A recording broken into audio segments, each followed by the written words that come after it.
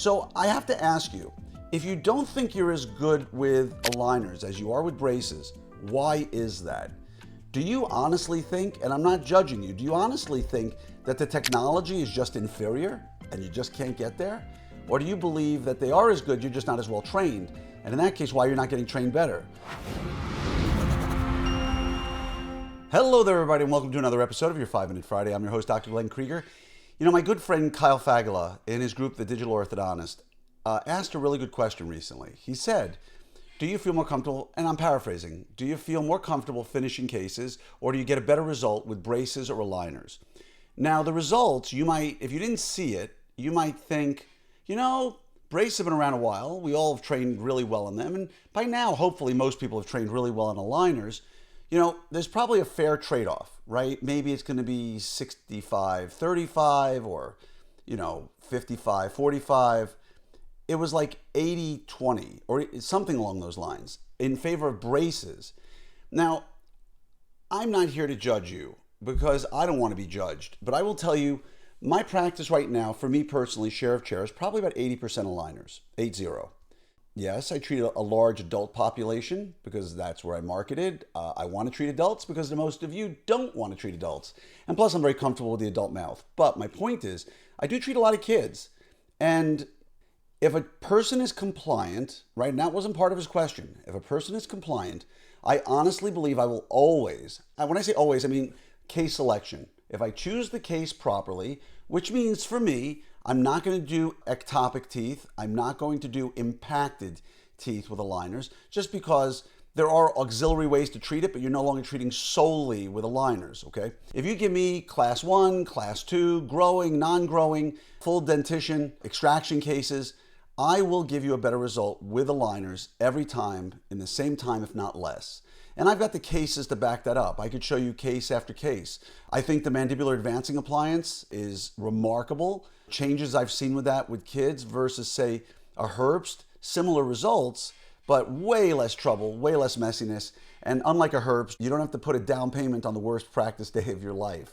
But the point I'm getting at here is, I absolutely love aligners. I've poured my life into education on aligners, knowing that it's a place I wanted to be. My days are way less stressful. I can see way more patients with way less stress. My patients are generally way happier, way less emergencies. I am a huge advocate of dental monitoring and remote response, which means that the overwhelming majority of my patients don't need to see me for anything for 18 or 24 weeks, depending upon what their aligner cycle is. And again, they come up with great results consistently. I also believe that with aligners, you know, if I want to get 1 degree of rotation, I can dial in 1 degree of rotation. If I want to get 3 millimeters of tip, I can dial in 3 degrees of tip, sorry. If you think you can put a wire in and say, yeah, that looks like about 1 degree of outbend, God bless you, because you are better than the best wire benders I've seen. And I was trained by a master Tweed wire bender.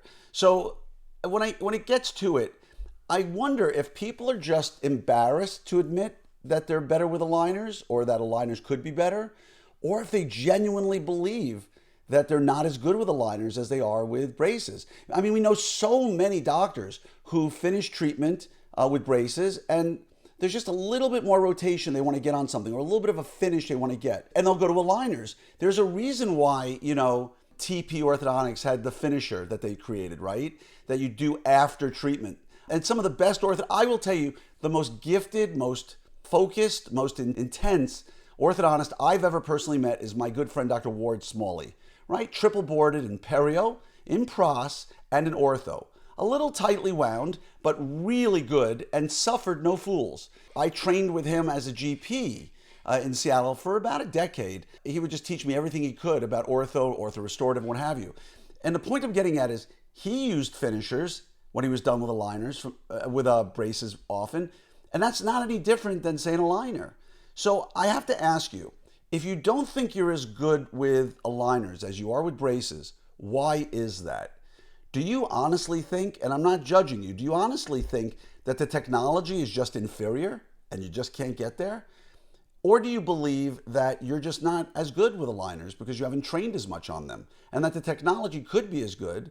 Anybody who watches Diego Pedro and show his cases, I went up to him and asked him with his aligner cases, no joke, has he made a deal with the devil? Because he does stuff biomechanically that I cannot figure out how he does it. But my point at the end of the day is, if you feel that they're just not as good, well, there's nothing I'm going to do to convince you otherwise. There's enough great lecturers out there, enough great clinicians that they've shown their cases and you can get what you want with aligners. If you think it's because you're not good enough, why are you not spending more time focusing on learning how to do it? Don't give me this whole thing that they cost more, because I know practices at sub 50% overhead doing aligners only, all right? Because, as I always say, if you're going to do technology, don't go halfway, you got to go all in, and then it pays dividends. So ask yourself that question. Do you genuinely believe that they're not as good? Or do you believe that they are as good, you're just not as well trained? And in that case, why you're not getting trained better? So anyway, it was great. I appreciate Kyle bringing this up, and I never mind sort of referencing things from other groups because I think there's great merit in that. And I think it's a great question. But again, case for case, there's no question in my hands. No matter what I may think of myself as a wire bender, I will always be able to dial things in more with aligners. Yes, there are challenges with the posterior occlusion with an aligner when you're finished. But again, if you're like me, and I love doing full mouth equilibrations, that's no big deal. If you don't like doing full mouth equilibrations, I will ask you again, why is that? Are you adjusting people between CR and maximum intercuspation?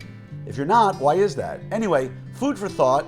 Much love to each and every one of you, and I'd love your feedback and your comments. And by the way, if you like this podcast, do me a favor, please. It would mean the world to me. Tell 3 friends about it. That's it. I want to spread the word far and wide, and I really appreciate your help doing that. Have a wonderful day.